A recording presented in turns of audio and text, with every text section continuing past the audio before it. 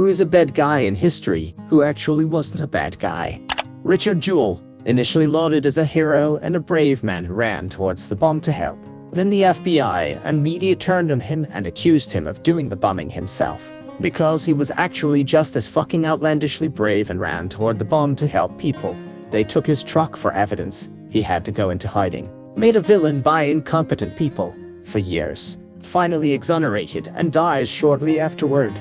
That woman, who was accused of kidnapping children because her kids didn't have her DNA, but in fact her uterus had different DNA than the rest of her body. William Thomas Green Morton died broke defending his discovery of anesthesia. He was a dentist and didn't get much respect from the doctors at the time. In my opinion, one of the most important medical discoveries.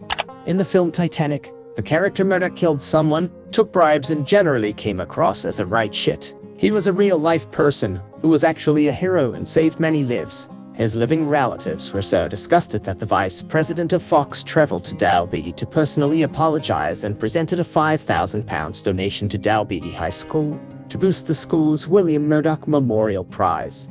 Richard Jewell, security guard at the Atlanta Olympic who was blamed for the bombing. He was mocked for moving in with mother. He and his mom did an interview on Oprah some time later. They said it was because his mom was sick and he was taking care of her. It's really not that uncommon for middle-aged people to move in with aging parents. By the way, his mom is still alive last I checked. She is still friends with his lawyer and their children. She is apparently a very nice woman. Captain Hazelwood of the Axon Valdez. He is often pictured on the helm of the Axon swaying drunkenly going full throttle into the reef talking like a pirate. What actually happened? Valdez's critical navigation equipment was out of commission. Faxes sent to Axon and Axon told them to sail instead. Coast Guard budget cuts removed vessel tracking in the area. Green and tired crew was on duty. Request was made to relief crew. It was denied. EXO, who was on con at the time, was inexperienced on the passage and neither requested pilotage. While Hazelwood did drink that day, he was not in command of the con at the time and was in his quarters resting. Hazelwood made a comment that he needed a drink because of how upset he was over the situation.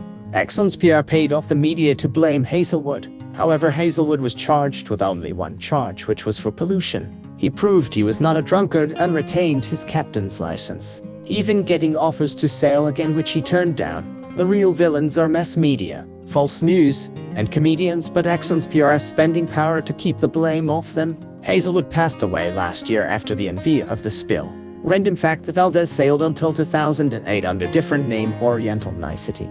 In Sweden, a man was arrested for the murder of his wife, but she was actually killed by a moose. They thought he had used a lawnmower to kill her because of the damages on her body. It took a long time for them to write him off as a suspect, and it ruined his life.